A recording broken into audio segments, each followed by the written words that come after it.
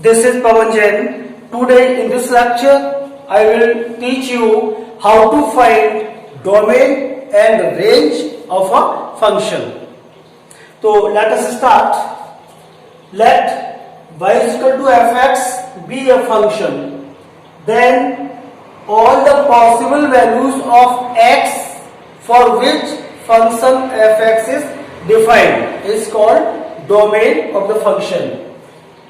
And all the possible values of fx or y for which x in a domain is defined. यानी क्या input डालें हम कि हमको आउटपुट मिले, वो कैसा हो, अनडिफाइंड नहीं होना चाहिए. तो इसके लिए आपको सिर्फ दो पॉइंट याद रखने हैं. इसका सिर्फ क्लियर कंसेप्ट है. आपको सिर्फ दो चीजों का ध्यान रखना है, बाकी सब कुछ अपने आप हो जाएगा. आपको क्या क्या रखना है, इन्हें आपको जो फोकस करना है, to find domain of range, your focus must be on 2 points. वो पॉइंट्स कौन कौन से हैं आपके?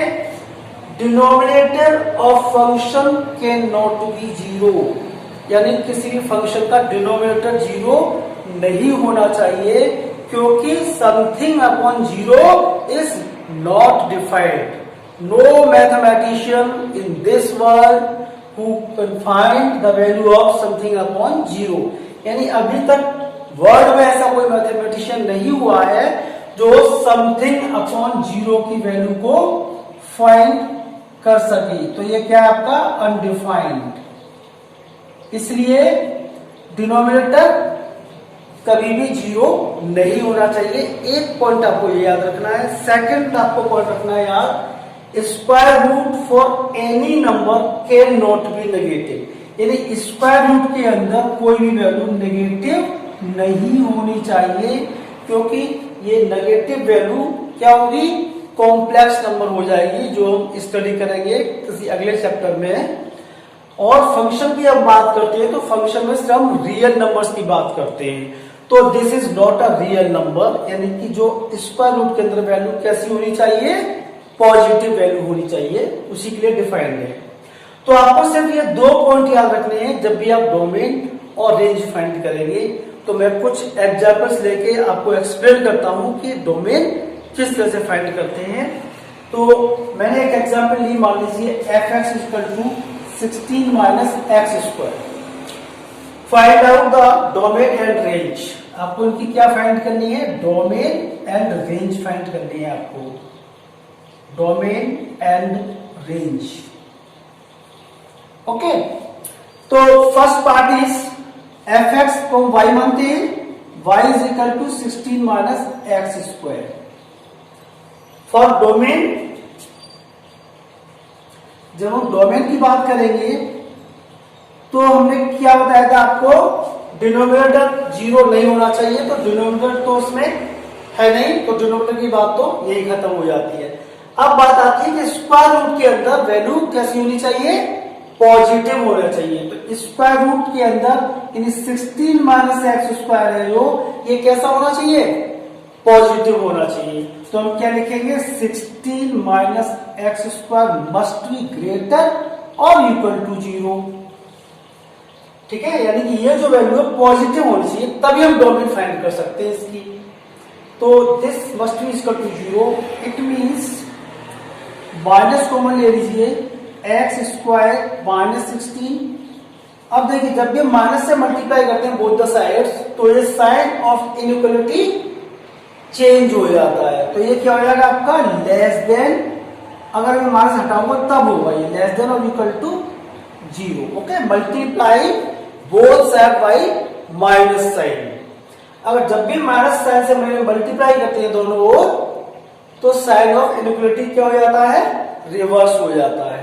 ओके, फैक्टर कर लीजिए इसके. This is x² - 4² less than equal to 0, यानी x + 4 and x - 4 is less than equal to 0. अब देखिए, हमको x की वैल्यू फाइंड करनी है. डोमेन क्या होती है? Values of x for which function is defined. तो इसको नंबर लाइन से चेक कर लेते हैं. ये देखिए नंबर लाइन आपकी -∞ to +∞. ठीक है, आपके यहाँ से क्रिटिकल पॉइंट्स क्या आएंगे? क्रिटिकल पॉइंट क्या आएगा? x plus 4 is equal to 0 तो x इक्वल टू -4 और x minus 4 is equal to 0 तो x इक्वल टू 4। तो क्रिटिकल पॉइंट्स आपके क्या होंगे? -4 होगा एक और एक क्या होगा? +4 होगा। अब हमें इस 3 इंटरवल हो गए हमारे पास 1 2 3। इन 3 इंटरवल में हमको चेक करना है कि हमारी वैल्यू सेटिस्फाई कौन से इंटरवल में हो रही है, यानी कि लेस देन इक्वल टू 0 किस इंटरवल में वैल्यू आ रही है। तो हम इसको ये प्लस माइनस प्लस लिखते हैं हमेशा। ओके, तो वैसे तो सही क्लियर है कि नेगेटिव सिर्फ इस रेंज में आ रही है वैल्यू, है ना। -4 और 4 के बीच में हम यहाँ पे कुछ भी पुट करें तो वैल्यू हमेशा क्या होगी? लेस देन और इक्वल टू 0 होगी।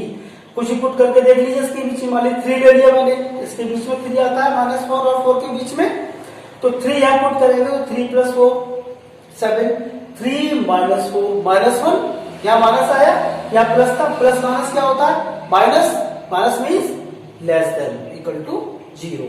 तो इसी में सेटिस्फाई हो रहा है, इसमें चेक कर लीजिए चाहूं तो इन दोनों में ये सेटिस्फाई नहीं हो रहा है। मान लीजिए मैं 4 और इन्फिनिटी के बीच में कोई भी एक वैल्यू लेता हूं, 5 लेता हूं सपोज, और पुट करके देखता हूं 5 + 4 9 5 - 4 1 पॉजिटिव पॉजिटिव पॉजिटिव पॉजिटिव हमेशा क्या होता है? Greater than 0, so it is not satisfied the equation. So answer is domain आपकी क्या होगी? डोमेन आपकी हो जाएगी -4 to 4। -4 और 4 के बीच में जितनी वैल्यूज होगी वो आपकी इस फंक्शन की डोमेन कहलाएगी। ओके, अब बात करते हैं रेंज की। फॉर रेंज के लिए देखिए एक प्रोसीजर है जो सबसे इजी है। सबसे पहले इस फंक्शन को आप y = 16 - x² लिख लिया। अब इसमें x को y के टर्म्स में हम इक्वेशन बनाएंगे, x को किसके टर्म्स में? y के टर्म्स में इक्वेशन बनाएंगे। सब्जेक्ट क्या बनाएंगे हम? x। तो स्क्वायरिंग कर दीजिए तो y² = 16 - x²।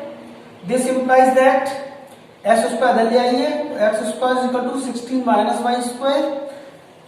अब यहां आपने चलिए भी देखते हैं x = √16 - y²।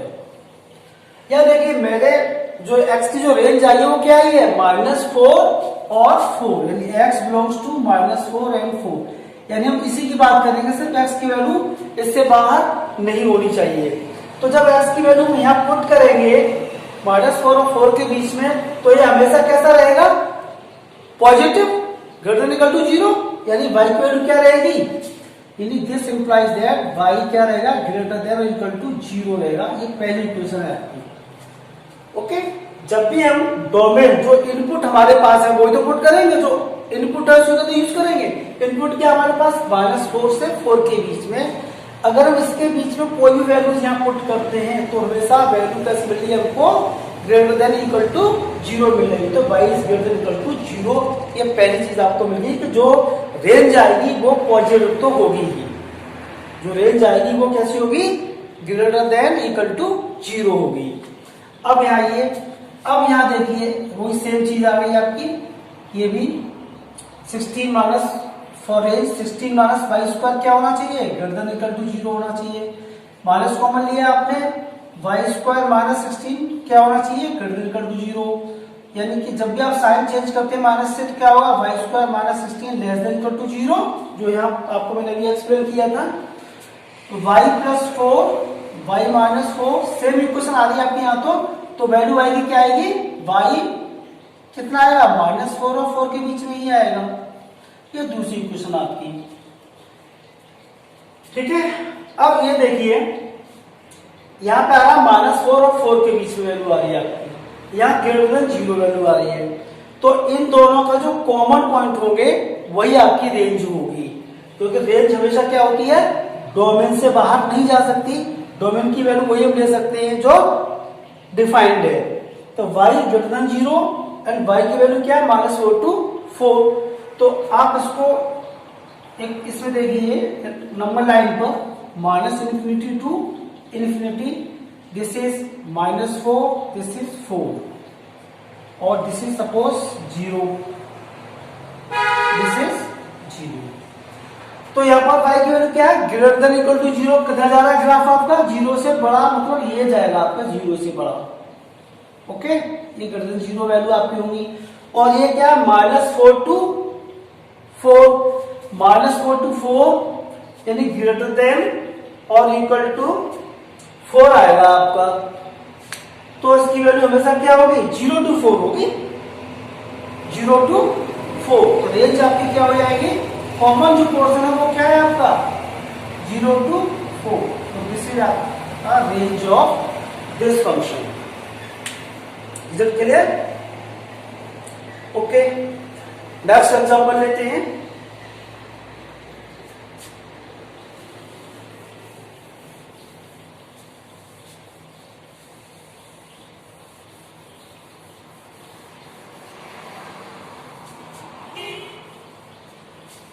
Next example is second, y is equal to f को y लिखते हैं। तो y is equal to 3/2 minus x square. पहला डोमेन की बात कर लेते हैं। फॉर डोमेन,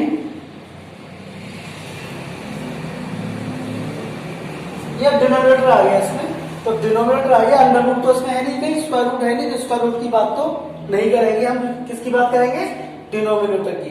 तो denominator must be not equal to 0, 2 minus x square should be not equal to 0, यानी कि 2√2 square minus x square is not equal to 0, √2 plus x and √2 minus x not equal to 0। यानी x की value क्या आएगी आपकी, एक तो यहां से आएगी आपकी -√2, एक आएगी +√2। तो क्या नहीं होना चाहिए, x is not equal to -√2 and √2। तो आपकी डोमेन क्या हो जाएगी, डोमेन होगी all real numbers but this two values excluded. इनको एक्सक्लूड कर दीजिए, -√2 और √2 को। तो ये आपकी डोमेन हो जाएगी इस फंक्शन की। क्लियर? रेंज की बात करते हैं। फॉर रेंज के लिए देखिए, y मानते हैं, y is equal to 3/2 minus x square, cross multiply कर लीजिए, 2y minus x square y is equal to 3। तो 2y minus 3 is equal to x square y, तो 2y माइनस 3/y का under root is equal to x, plus minus और लगा लीजिए। ये आपकी वैल्यू आई x की। हमने रेंज के लिए बताया, सबसे पहले आप क्या करेंगे, x को सब्जेक्ट बना लीजिए, यानी x की वैल्यू y के टर्म्स में शिफ्ट कर लीजिए। उसके बाद देखना है आपको, एक तो देखो क्लियर दिख रहा है यहाँ पे कि y नॉट इक्वल टू 0 होना चाहिए, y नॉट इक्वल टू 0 होना चाहिए क्योंकि डिनोमिनेटर में है y। दूसरी चीज 2y माइनस 3/y की वैल्यू क्या होनी चाहिए, अंडर रूट है, स्क्वायर रूट के अंदर वैल्यू कैसी होनी चाहिए, नॉन नेगेटिव, यानी ग्रेटर देन इक्वल टू 0 होनी चाहिए। अब देखिए तो क्लियर है, y नॉट इक्वल टू 0 होना चाहिए। अब यहां देखिए, इसको हम डायरेक्ट क्रॉस मल्टीप्लाई नहीं कर सकते क्योंकि y पता नहीं नेगेटिव है या पॉजिटिव है, क्योंकि अगर नेगेटिव होगा तो ट्रांसफर डायरेक्ट नहीं कर सकते, ये साइन ऑफ यूटिलिटी भी चेंज होगा। ठीक है, तो अगर पॉजिटिव है तो कर सकते हैं, लेकिन पॉजिटिव तो अभी हमें पता नहीं y क्या है। तो इसमें क्या करते हैं, y को ऊपर से मल्टीप्लाई कर लेते हैं, y 2y माइनस 3 अपॉन ये क्या हो जाएगा y स्क्वायर। ठीक है, अब हमको पता है कि y क्या होगा, स्क्वायर है, इसलिए हमेशा पॉजिटिव होगा, तो हम क्रॉस मल्टीप्लाई कर सकते हैं, यानी कि y into 2y minus 3 is greater than equal to 0। ठीक है, अब यहां से क्रिटिकल वैल्यूज देखनी है आपको y की क्या आएगी। तो एक ग्राफ डायग्राम बना के देखते हैं।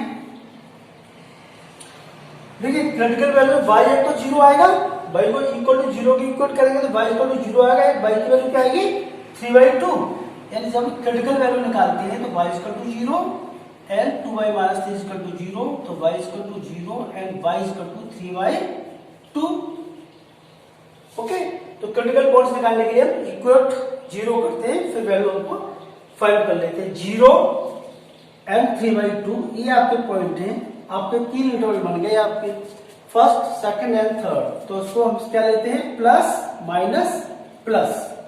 ओके, अब चेक करेंगे इस इक्वेशन को, y की वैल्यू अगर आप लोग 0 से छोटी वैल्यू रखते हैं, यानी कि 0 से छोटी वैल्यू माइनस वैल्यू अगर रखते हैं, तो माइनस रखते पुट देख लीजिए, -1 रखा सपोज मैंने, तो y कितना होगा, -1 इंटू 2 इंटू -1, -2, -3, -5 एंड इंटू -1 क्या आएगा, प्लस, ये वही हमको चाहिए पॉजिटिव, यानी ये इंटरवल हमारा सेटिस्फाई कर रहा है। -∞ टू 0 सेटिस्फाई कर रहा है इस इक्वेशन को, तो एक इंटरवल तो होगा -∞ टू 0, और 0 इंक्लूड नहीं होगा। ठीक है, अब 0 3 के बीच में, 3/2 के बीच में, यानी ये 1.5 है, तो 1 रख के चेक कर लेते हैं। तो 1 और 2 इंटू 1 2, 2 - 3 -1, -1 इंटू 1 -1, तो -1 means negative, less than 0, but is it greater than 0, so this interval is not satisfied this equation, तो इस इंटरवल को छोड़ देंगे। अब बात करेंगे तीसरे इंटरवल की, 3/2 टू इन्फिनिटी, इसके बीच में कोई एक नंबर ले लेते हैं, 2 ले लेते हैं, तो 2 रखिए यहां पर, 2 और 2 जो 4, 4 - 3 1, 2 इंटू 1 2, यानी पॉजिटिव आ रहा है, यानी ग्रेटर इक्वल टू 0 आ रहा है, यानी इसको सेटिस्फाई कर रहा है। तो यूनियन कौन सा इंटरवल आपका, 3/2 से लेकर इन्फिनिटी तक, ये आपकी रेंज हो जाएगी। तो इस तरह से हम रेंज फाइंड करते हैं। अभी कोशिश की है, मैं आपको क्लियर हो गया हो, अभी फंक्शन हमारा ये खत्म नहीं हुआ है, अभी डोमिनल रेंज हम इसके बाद नेक्स्ट वीडियो में अभी और एग्जांपल्स लेंगे, कुछ और टाइप की, अलग टाइप की सारी एग्जांपल्स लेंगे, ताकि आपको ये क्लियर हो जाएगा। ओके, मिलते हैं नेक्स्ट वीडियो में, थैंक यू।